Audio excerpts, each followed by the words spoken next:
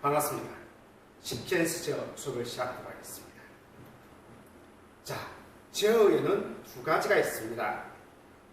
시퀀스 제어와 피드백 제어, 이렇게 두 가지로 나누고 있습니다.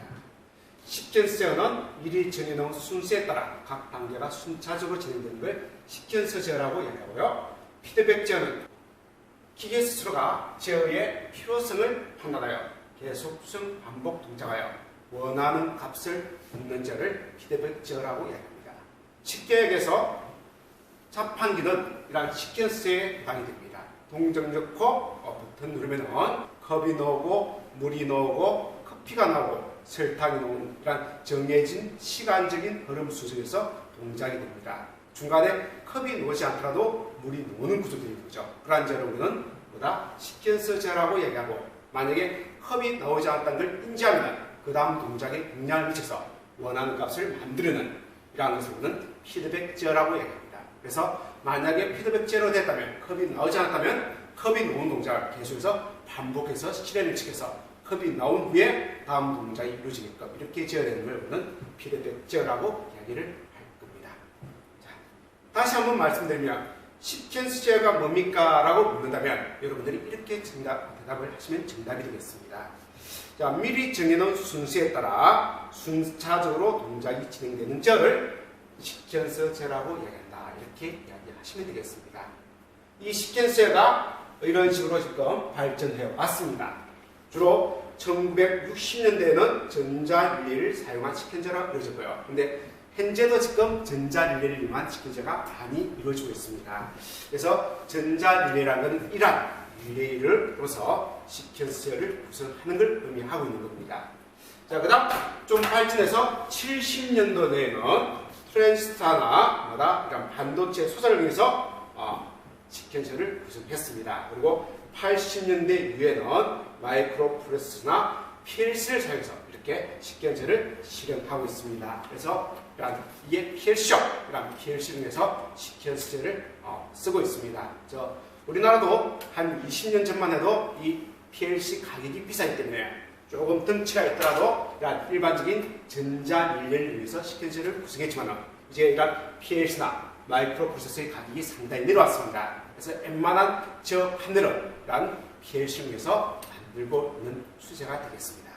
자, 왜 이렇게 시퀀스 제어가 발전해 왔느냐? 당연히 시퀀스 제어는 이 내용 때문에 발전을 했을 겁니다.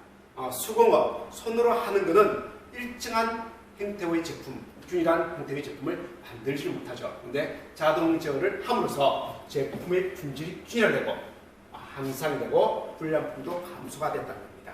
다른 여러 가지 이유로 기계적인 동작에 의해서 공업화됐다는 거죠. 공업화되는 과정에서 반드시 필요한 것이 이란 시퀀스 제어가 되겠습니다. 자, 그럼 시퀀스 제어는 어떤 구성으로 되어 있느냐? 그 내용을 살펴보도록 하겠습니다. 자, 시퀀스 제어의 구성 요소는 크게 5가지, 조작부, 검출부, 제어, 구동부, 푸시부로 이렇게 나누고 있습니다. 내용은 이러한 내용으로 되어 있고요. 자, 이 내용은 다시 그림상으로 본다면 이렇게 이야기를 할 수가 있습니다.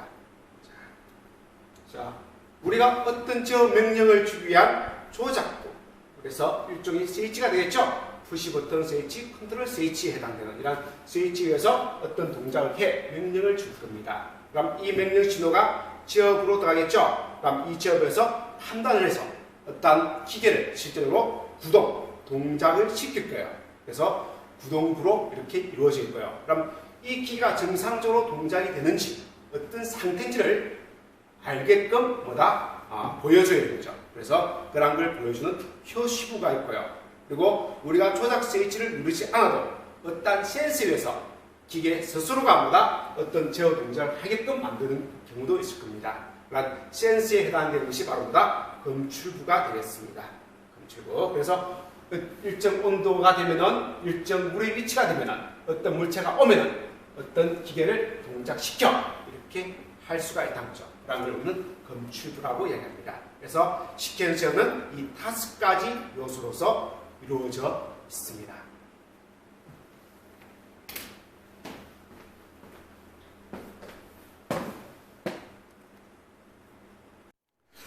자, 학교에 구비되어 있는 판넬, 제어 판넬하면, 시큐언스 제어 판넬하면 대표적인 게 모터 컨트롤 센터라고 표시하는 MCC 판넬이 대표적인 겁니다. 그래서 전면에 어떤 신호를 주기 위한 스위치가 구비되어 있죠.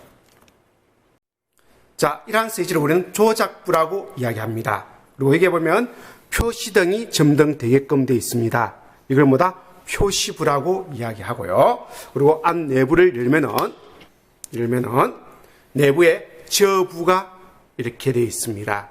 이 저부에 위해서 어떤 실제 동작하는 모터는 구동부는 따로 있겠죠. 근데 그 구동부를 우리는 여기서 MC를 구동부로 봐요. 그래서 마그네트가 동작하면 해당되는 모터가 되기 때문에 이 MC를 구동부로 보고 있습니다. 그리고 요 회로에 흘러가는 전류를 감지하여 그 전류가 일정 전류 이상이면 회를 차단하는 이러한 부를 우리는 검출부라고 이야기하죠. 그래서 이오시알이 바로 검출부가 되겠습니다. 이렇게 5가지 형태로 MCC 판넬이 구성되어 있습니다. 자, 시퀀스 제어의 구성 요소에 대한 용어 설명은 내용을 하면서 실습을 하면서 여러분들하고 다시 이야기를 듣도록 하겠습니다. 자, 시퀀스 제어의 용어에 대해서 설명드리겠습니다. 먼저 계류와 회로가 있네요. 그래서 전기혈이 가장 간단한 전기혈을 본다면 이러한 회로가 있겠죠. 여러분들이 잘 아시는 램프가 있습니다. 그래서 지금 같은 경우는 이 스위치가 어떻게 되어 있습니까? 열려 있다라고 이야기하는 거죠. 이걸 우리는 계로되어 있다라고 이야기하는 거예요. 그래서 스위치 전기회로의 일부가 열려서 어떠한 동작이 되지 않는 걸 우리는 계로라고 이야기하고, 회로라는 것은 전기회로의 일부를 닫는 행위, 그래서 닫아서 다른 2차적인 동작을 하는 이러한 행위를 우리는 회로되었다라고 이야기하는 겁니다. 자, 동작이라는 것은 어떤 신호에 의해서, 원인에 의해서 소정의 동작, 즉 스위치를 닫으면은 전구가 정등이 되겠죠. 전구가 동작되었다 이렇게 이야기하는 거예요. 복귀라는 것은 이전 상태로 되돌리는 것. 원래 전구가 꺼져 있던 전구를 다시 스위치를 열면은, 즉 개로시키면은 뭐다? 이 램프가 수동되겠죠. 이걸 뭐다? 처음 상태로 돌아왔다, 복귀되었다 이렇게도 표현을 한다는 겁니다. 자, 그다음 참 많이 중요한 내용인데요. 여자라는 말이 있습니다. 여자가 아니고 여자예요. 그래서 이때 여자는 힘쓸려의 자자는 뭐다? 자석 자자가 되겠습니다. 그래서 자석이 되게끔 힘쓴다는 의미가 되는 거예요. 그래서 자석이 되는 상태를 우리는 여자라고 보고, 반대로 소자라는 말은 뭐냐? 소자라는 말은 반대로 사라질 소자에다가 뭐다? 자석자예요. 그래서 자석이 사라진다 이런 의미예요. 그래서 자석이 된 상태가 없어진다, 자력을 잃은 상태를 우리는 소자라고 이야기합니다. 그래서 우리 전기회로에서 보면 이런 마그네트나 릴레이가 있습니다. 그래서 전기를 투입하면은 이것처럼 톡 들어가죠. 이렇게 들어가는 이유가 이 마그네트가 뭐가 됐다? 여자되어서, 자석화되어서 이 접점을 당겨준다는 거죠. 이럴 때 우리는 이 마그네트가 전원부에 전원인가돼서 여자되어서 뭐다? 접점이 회로되었습니다. 이렇게 하는 거예요. 그리고 전기를 끊어버리면, 이 전기를 끊어버리면 이제 이 마그네트가 못해서 소자되어서 뭐다? 이 접점이 뭐다? 개로되었습니다. 이렇게 이야기를 하는 겁니다. 자, 그 다음 기동과 운전이라는 말이 있죠. 유사한 내용이죠. 기동과 운전의 차이점은 뭐냐면, 기동이라는 것은 정지되어 있던 걸 뭐다? 운전 상태로 만들어주는 걸 그 순간을 우리는 기동이라고 이야기합니다. 기동. 그리고 운전이라는 건 기기 또는 장치가 원하는 소정의 동작을 하고 있는 걸 운전이라고 해요. 기동과 운전은 이렇게 조금의 차이가 있습니다. 움직이고 계속적으로 움직이고 있는 상태는 운전하고 있는 상태고요.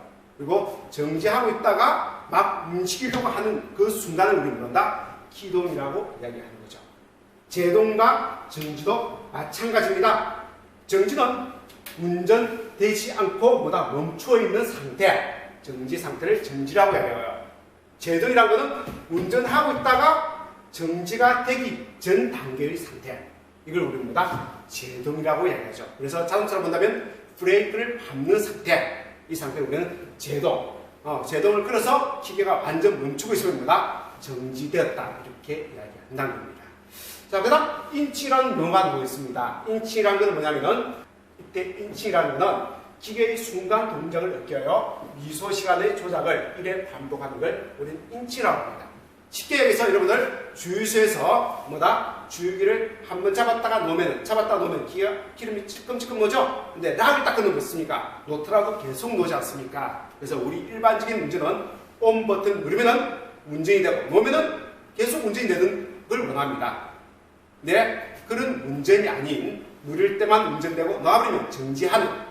그래서 주유기에서 건을 잡을 때만 기름이 놓으면은 정지해버리게끔 그렇게 잡는 걸 우리는 인칭 동작이라고 이야기하는 거죠.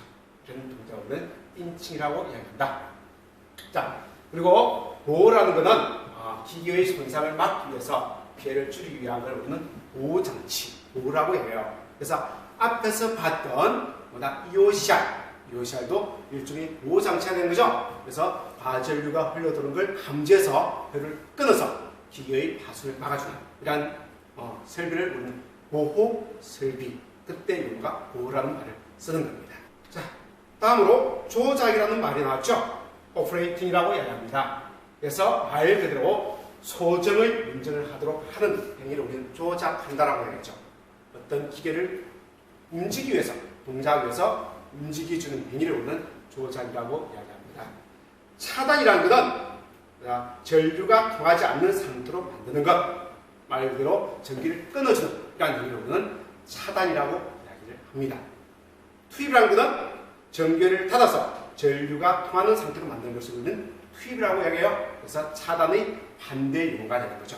투입. 그리고 트리핑, 유지기구를 분리하여 개폐기 등을 개로하는 걸 우리는 트리핑이라고 이야기하는데 현장에서 이런 트립됐다고 이야기하죠. 그래서 어떤 사고를 검출하여 그 회를 끊어주는 걸 우리는 트립 이렇게 이야기합니다. 그 동작을 우리는 트리핑 이렇게 이야기한다는 거죠. 자, 쇄정, 영어로는 인터락, 영어가 더 귀에 확 들리네요. 인터락이라는 말은 많이 썼죠. 그래서 두 개의 동작이 동시에 되지 않게끔 해주는 걸 우리는 인터락이라고 이야기합니다. 자, 연동이라면 약간 반대의 성격을 가지고 있는 거죠. 하나가 동작하면 이어서 다른 것도 같이 동작이 되게끔 이렇게 해주는 걸 우리는 연동이라고 이야기합니다. 그래서 인터락과 연동은 약간 반대의 개념이 되는 거죠. 인터락은 두 개의 기계가 있다면 두 개의 기계가 동시에 동작이 안 되게끔 A가 동작하고 있으면 B도 동작이 안 되고 B가 동작하면 A가 동작이 안 되게끔 해주는 걸 인터락. 연동이라는 건 A가 동작하면 B도 조금 이따 따라서 동작하게끔 그렇게 잡아주는 걸 우리는 연동 이렇게 이야기하고 있습니다. 자, 조정이라는 말이 나왔습니다.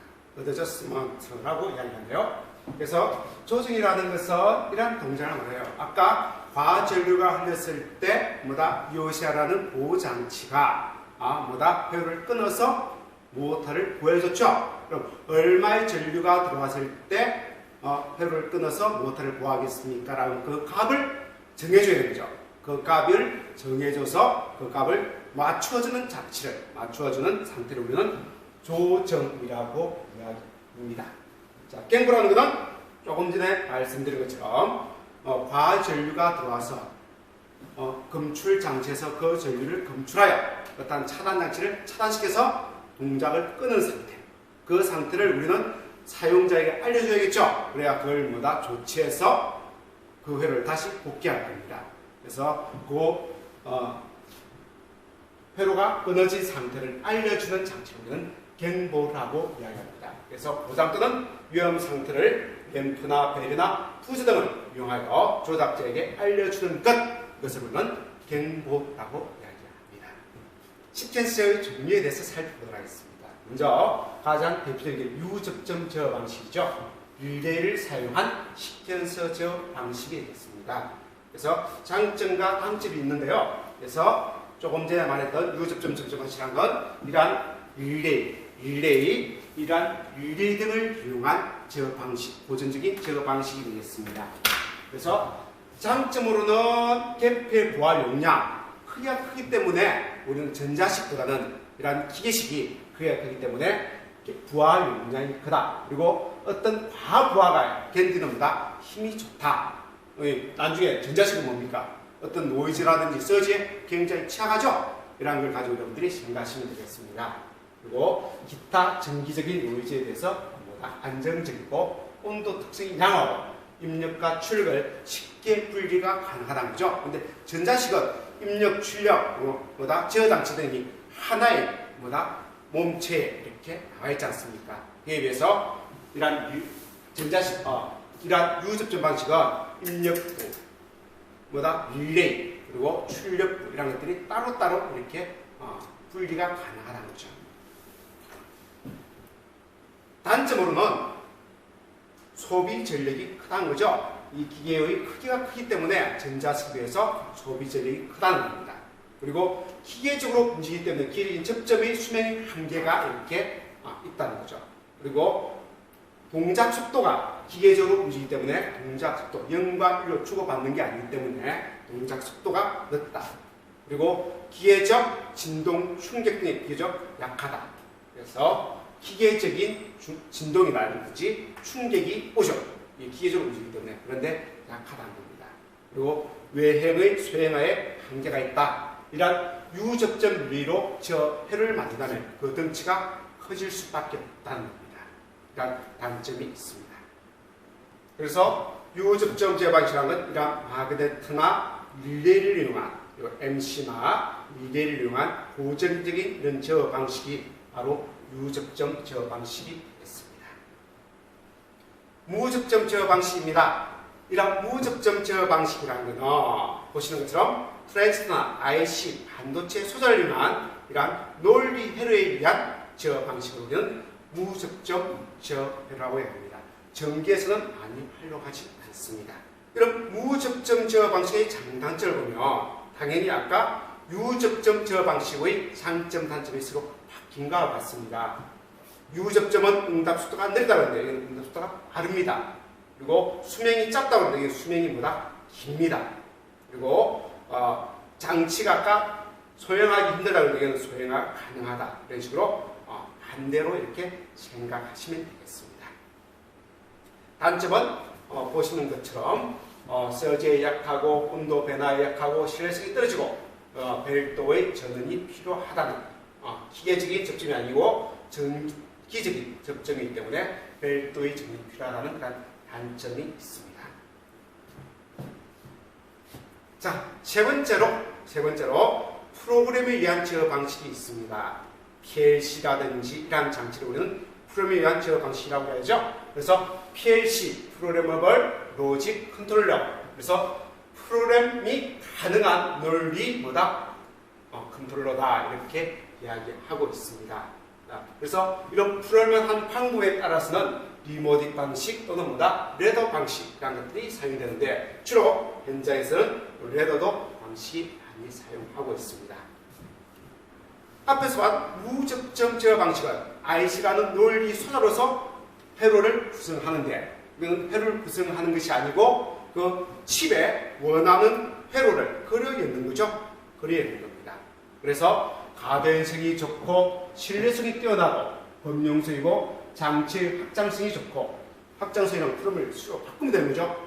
회로를 바꾸는 게 아니고 프로그램만 바꾸면 다른 동작을 하게 된다는 거죠. 그리고 보수의 용이성. 컴퓨터 여러분들 잘못되면 어떻습니까? 포맷시키 새로 싹 지워버리고 깔아버리면 웬만한 건 다 해결되죠? 그렇게 보수의 용이성이 좋다는 겁니다.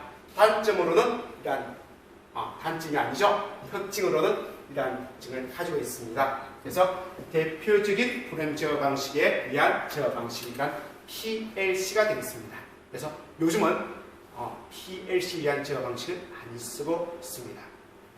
보시는 것처럼 PLC입니다. 이 PLC 내부에 이런 프로그램을 이어준다는 거죠. 프로그램에서 이어주면은 요 입력과 요 출력이 요 PLC 프로그램에서 제어가 되는 겁니다. 여기 이어주는 프로그램의 내용에 따라 가지고 똑같은 입력과 똑같은 출력이지만은 다른 제어를 실행을 시킬 수가 있다는 겁니다. 여러분들 PLC 수업 시간에 들으시면 되겠습니다. 시퀀서 제어도입니다. 여러분은 어떤 제어를 하고자 한다면 머릿속에 탁 들어온 게 뭡니까? 설계도가 있어야 저 회로를 만들 수가 있겠구나라는 생각이 먼저 드실 겁니다. 예, 그 설계도예요. 그래서 그 설계도를 표현하는 방법이 이렇게 실제 배선도, 실체 배선도, 전개 접속도, 배면 접속도, 타임 차트, 프로 차트 등으로 우리가 원하는 저 동작을 원하는 도면을 표현을 할 수가 있습니다. 그럼 종류별로 어떠한 내용인지를 살펴보도록 하겠습니다. 자, 실체 배선도란 말 그대로입니다. 실제 배선도는 기구나 배선의 상태를 실제의 실물과 동일한 모양으로 그린 배선도를 말합니다. 그래서 보시는 것처럼 실제 제품이에요. 실제 푸시버튼, 램퍼, 릴레이, 차단기 그 실제 그림에다가 실제 어떤 식으로 연결되어 있냐를 표시해 준 걸 우리는 실체 배선도라고 이야기합니다. 자, 오타가 났네요. 이게 실제 배선도고요. 그럼 실체 배선도라는 건 따로 있습니다. 실체 배선도는 이렇게 실제 그림을 그리려니까 복잡지 않습니까? 그래서 배선 상태 등을 실제의 구성에 맞춰서 그리고 기구는 전기용 심벌로 표시한 배선도로 표현하는 것을 우리는 뭐다? 실체 배선도라고 얘기합니다. 어떤 의미냐면은 자 봐요. 요걸 우리 배선도 똑같은 그림이 아니고 이렇게 도형화시켰다는 거죠. 도형화시키고 그 배선을 그렇게 연결해서 표현을 했습니다. 그래서 요 위에 걸 보고 이렇게 만들 수도 있고 똑같은 도면인데 요 아래 걸 보고도 만들 수가 있습니다. 그래서 위에 게 실제 배선도, 이게 뭐다? 실체 배선도가 되겠습니다. 그래도 회로가 복잡해지면 이 두 가지 표현법은 적당하지 않습니다. 그래서 이러한 전개 접속도라는 걸 우리는 사용하고 이러한 전개 접속도를 일명 시퀀스 지어도라고 이야기합니다. 시퀀스 지어도라고 이야기합니다. 그래서 자, 그리는 방법은 주회로, 조작회로에서 보조회로 먼저, 그 다음 지어회로, 그 다음 갱고회로 등으로 나누어서 그림을 그리는데 그리는 방법은 좌에서 우로, 위에서 아래로, 주회로 먼저, 그 다음 조작회로 나중, 갱고회로 맨 마지막 순으로 도면을 그려줍니다. 그래서 요 방식에 의해서 그려주는데 요 부위가 주회로 부위가 되는 거고요. 그 다음 요 부분이 뭐다? 조작회로가 되는 겁니다. 여기가 조작회로가 되는 거예요. 그리고 이게 표시회로가 되는 거고요. 그리고 이게 갱고회로가 되는 겁니다. 이런 식으로 도면을 그려준다는 거죠. 자, 배면 접속도라고 있습니다. 많이 쓰진 않아요. 그래서 보통 배전반을 우리가 만들고자 할 때 주로 배면 접속도에 의해서 도면에 의해서 그 배전반을 만들어 줍니다. 자, 이러한 저반의 뒷면만, 요런 저반의 뒷면만 이것만 만드는 사람이 있다고 가정합시다. 전체적인 걸 만드는 게 아니고, 그럼 그 사람이 필요한 것은 뭐겠습니까? 요 결선만 필요한 거죠. 요 결선만. 그래서 요 부분만 그림을 그려서 요 뒤에 결선이 어떻게 이루어지는지 이렇게 표현해 준 걸 우리는 뭐다? 배면 접속도라고 이야기합니다. 근데 이런 전체적인 걸 만들기 위해서는 배면 접속도가 아닌 뭐다? 시퀀스 도면, 전개 접속도에서 만드는 것이 일반적으로 만드는 방법입니다. 다음으로는 타임 차트 위한 방식이 있습니다. 타임 차트는 말 그대로 시간 차트라는 뜻인데요. 그래서 입력 동작에 따라 출력 동작이 시간에 따라, 타임 차트니까 시간에 따라 어떻게 변화되는가를 나타내는 방식이 되겠습니다. 가로축과 세로축은 각각 세로축은 저 기구의 동작 순서에 따라 그리고 가로축은 시간의 흐름에 따라서 그려주는 겁니다. 그리고 이러한 기동, 정지, 누른다, 뗀다, 닫힌 대로, 개로, 점등, 소등 등의 동작 상태를 그 위에다가 표현을 해주는 겁니다. 요 세로축은 저 기계의 동작 순서, 제일 먼저 여기에 동작할 거야, 이 기계가 동작할 거야, 그 다음 이 기계가 동작할 거야, 이 기계가 동작할 거야. 동작 순서에 따라서 기계를 배열해 줍니다. 세로 순서는. 그리고 가로 순서는 시간의 흐름에 따른 동작 상태, 그래서 어떤 회론지, 개론지, 회론지 이 기계의 동작 상태를 나열을 해줍니다. 위에는 입력이 되고요. 요 위쪽은 입력부가 되고요. 요 아래쪽은 뭐가 된다? 출력부가 된 거죠. 그래서 요 입력의 동작에 따른 이 출력의 동작 상태를 시간에 따라서 표현을 해주는 게 뭐다? 타임 차트가 되겠습니다. 그때 요 타임 차트 위에 개론지, 회론지, 그리고 소잔지, 여잔지, 정구로 본다면 점등인지 소등인지를 뭐다? 0과 1의 상태로서 표현해서 나온 거죠. 그래서 이렇게 1로 높이가 있는 것은 회로, 여자, 점등을 의미하고 높이가 없는 0의 상태는 개로, 소자, 소등을 의미하는 그러한 표현으로 표현을 해줍니다. 그래서 이 타임 차트를 간단히 해석하면 자, 지금 THR은 회로 되어 있고 정지 스위치는 요 정지 스위치 접점은 요 왼쪽과 오른쪽 부분이 연결된 상태, 그래서 전류가 흘러가는 상태고 요 스위치는 운전 스위치는 왼쪽에는 전기가 들어오지만 오른쪽은 전기가 나가지 못하는 개로 되어 있는 상태에서 요 밑에 있는 MC 마그네트는 소자되어 있다, 동작하지 않는다. 그래서 지에 정지용 표시등은 점등되어 있다, 이렇게 표현된 거예요. 그 다음 변화는 요게 회로가 됐네요. 운전 스위치를 눌러서 이렇게 눌러서 신호가 전달된다면, 이것이 회로되어 신호가 전달된다면 그 아래쪽에 있는 뭐다? MC가 여자되고, 그래서 모터가 동작이 되고, 그러면 모터가 동작되기 때문에 정지 표시등 지혜는 뭐다? 소등됩니다. 이렇게 표현해 준다는 겁니다.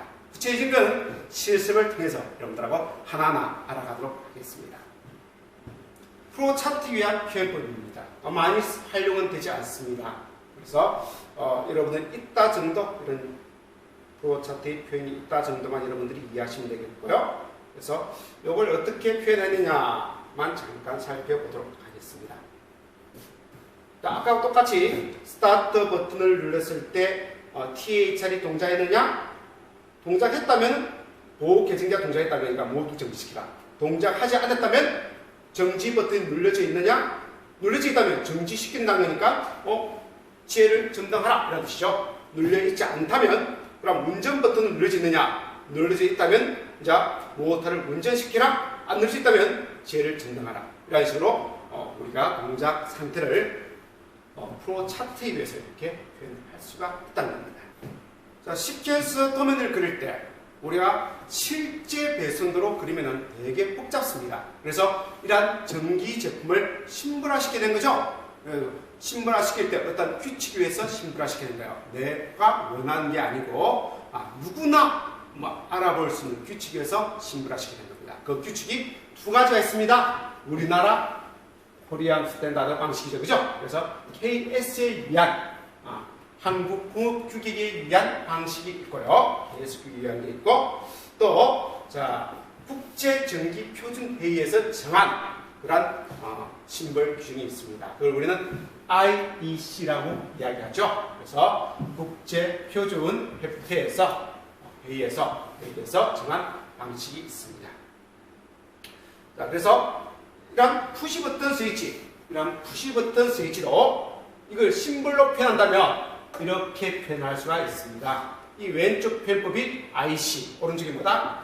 KS 기준이 된 거예요. 그래서 요즘 추세는 우리 제품을 만들어서 여러 많이 수출하기 때문에 우리나라에서 다른 심벌로 이렇게 도면을 그려주면 외국 애들이 이해를 못합니다. 그래서 외국에도 통하는 IC를 많이 쓰고 있지만은 그래도 현장에는 이렇게 KS 규격으로 되어 있는 심벌로 되어 있는 도면이 많이 보일 겁니다. 그래서 두 가지가 있다는 거 여러분들 보시고요. 요 규격도 마음대로 그런 것이 아니고 이러한 크기를 딱 정해놨습니다. 이 규정에 의해서 그려진다는 거죠. 그래서 자, 하나만 보신다면 왼쪽에 요 선과 이 선 사이가 떨어져 있죠. 그래서 전기가 흐르지 못할 겁니다. 이걸 우리는 A 접점, 연결되어 있으면 이걸 B 접점 이렇게 표현합니다. 들어있으니까 A 접점, 붙어 있으니까 B 접점 이렇게 표현해준다. 구체적인 것은 뒤에 하나하나 배워가면서 이렇게 어떤 의미를 가진가를 살펴보도록 하겠습니다. 이렇게 표현한다 정도만 이번 시간에 여러분들이 이해하시면 될 거예요. 그래서 limit 스위치, 전자릴레이라는 것은 이런 릴레이죠. 이런 릴레이를 도면상에 표현할 때 이렇게 표현해 주더라. 릴레이 접점이 있고 전원부가 있는데 각각 이렇게 표현하더라 정도만 보시면 되겠습니다. 쭉 넘어가겠습니다. 넘어가서 이런 전기 제품을 표현할 때 각각 이런 심벌 기호, IC 기호 또는 KS 기호에서 표현해 주더라 정도만 여러분들이 보시면 되겠습니다. 자, 이제 식기연소 도면을 그리고자 합니다. 구체적인 내용을 여러분들이 한번 살펴보시면 되는 거고요. 계략적인 방법만 설명을 먼저 드리겠습니다. 식기연소 도면을 그리는 대표적인 방식은 세로로 그림을 그려주는 종수도가 있고, 그렇다면 가로를 그리는 뭐가 있습니까? 횡수도가 있겠죠. 두 가지 표현법이 있습니다. 그래서 세로로 그리는 종수도가 뭔지를 살펴보도록 하겠습니다. 먼저 그림을 볼까요? 이렇게 표현한 걸 우리는 종수도라고 이야기해요. 종수도. 그래서 자, 이렇게 그림을 그린 걸 종수도라고 이야기합니다. 아까 표현이 세로라고 이야기했고 종서도라고 이야기했습니다. 세로는 이렇게 표현한 걸 우리는 세로라고 이야기하죠. 위에서 아래로 나는 걸 세로라고 이야기해요. 그래서 여기 보면은 이건 선생님 가로가 아닙니까? 그래서 전원선은 가로로 그려요. 이걸 R 전원과 N 전원은 뭐다? 가로로 그리는데 신호 이렇게 저 회로도를 그릴 때, 신호에 의한 회로도를 그릴 때 어디로 그려준다? 이렇게 가로로 세로로 위에서 아래로 이렇게 그려준다는 거죠. 이렇게 그리는 걸 우리는 세로로 그린다해서 종서도 이렇게 표현을 하는 겁니다. 그래서 조심하라는 거죠. 신호선은 가로 모양이지만은 뭐다? 전원선은 가로 모양이지만은 신호선이 뭐다? 세로로 그려집니다. 해서 뭐다? 를 종서도 또는 뭐다? 종서도라고 표현을 주는 겁니다. 그러면은 가로로 그리는 횡소도는 어떻겠습니까? 이렇게 되어 있는 거죠. 자, 이렇게. 이제 조금 전에 본 것처럼 가로, 이걸 뭐다? 횡소도라고 해야겠습니다. 가로니까 요 방향이죠. 요 방향으로 그려가는 걸 우리는 횡소도라고 합니다. 근데 처음 그림을 그릴 때 전원은 이렇게 표현을 합니다. 전원은 이렇게. 전원 위에서 아래로 세로로 그리네요. 이렇게 종으로 그립니다. 근데 전원을 기준으로 이걸 횡수도, 종수도로 이야기하는 게 아니고 전원선은 그려져 있고 여기에 자 신호선을 그릴 때 신호선은 뭐다? 좌에서 우로, 좌에서 우로, 좌에서 우로, 좌에서 우로 그리니까 그걸 뭐다? 가로로 그리니까 횡수도다 이렇게 표현을 해주는 겁니다. 그래서 이렇게 종수도와 횡수도가 있고 주로 식기연소도면은 앞에 표현한 뭐다? 종수도로 많이 그려요. 근데 횡수도로 그리면은 PLC에서 레다도는 주로 이렇게 횡서도 가로로 많이 표현을 해줍니다. 그런 두 가지 표현법으로 도면을 그리더라. 그렇게 생각하시고 구체적인 내용은 여러분들 한번 쭉 읽어보시면 되겠습니다. 자, 직류와 교류가 혼용되어서 회로도에 들어갈 때 표현법이 되겠습니다. 먼저 직류를 표현하는 방식에는 P단자, N단자로 표현해요. 포텐셜 단자, 전압측 단자, N, 뉴트럴, 중성측 단자, 이렇게 구분해서 사용이 되고 있습니다. 교류 전원의 표현법은 물론 직류 전원에 플러스 전압, 마이너스 전압 이런 표현도 쓰지만은 회로도에서는 플러스 마이너스라고 이야기가 되고 전압측 단자를 P단자 그리고 전압이 걸려있지 않는 단자를 뭐다? N단자 이렇게 표현합니다. 교류에서도 마찬가지로 교류의 전기를 표현할 때 이렇게 표현하죠. R, S, T, N. 그래서 전봇대에 보시면은 위에 선 세 가닥은 R, S, T 전압이 걸려있는 단자가 되는 거예요. 아래쪽에 전압이 걸려있지 않는 트라스이 따라오죠. 그래서 이렇게 R, S, T는 전압측 전선이 되는 거고요. 그리고 N은 뭐다? 중성측 전압이 걸려있지 않는 측직측 전선이 되는 겁니다. 이렇게 해서 구분해 주는데 그 중에서 우리는 교류 전기를 쓸 때 보통은 제어전원으로 RN을 쓰거나 SN을 쓰거나 TN을 제어전원으로 많이 쓰고 있습니다. 3상 4선식에서는 그리 쓴다는 거죠. 근데 3상 3선식에서는 요 n상이 없는 거예요. 그럼 RST 진합수만 있기 때문에 우리가 그때는 RS 또는 ST 그 다음 또 TR로 이렇게 제어 전원을 갖다 쓸 겁니다. 그는 뒤에 말씀을 또 드리도록 할게요. 자, 지금 보시는 것처럼 직류와 직류 PN과 교류모다 RT가 혼용되어서 사용됐죠. 그럴 때 도면을 표현할 때 직류는 교류보다 어디에 위쪽에 이렇게 표현을 준다는 거죠. 그래서 가로로 그릴 때는 직류가 어디에 위쪽에 이렇게 표현이 된다는 거죠. 그렇게 여러분들이 봐주시면 되고요. 세로로 그릴 때는 그럼 어떻게 되겠습니까? 세로로 그릴 때는 왼쪽에 배치되는구나. 그래서 직류 P와 N이 왼쪽에 이렇게 배치가 되고 교류 R과 T는 오른쪽에 배치가 되는구나. 이렇게 식견수 도면을 그릴 때 두 개의 전압이 혼용된 경우 그렇게 우선순위로 해서 그려지는구나 라고 이해하시면 되겠습니다. 자, 이렇게 해서 1장 내용을 마치고 2장 제어용 기계의 종류에 대해서는 다음 시간에 하도록 하겠습니다. 네, 수고 많았습니다.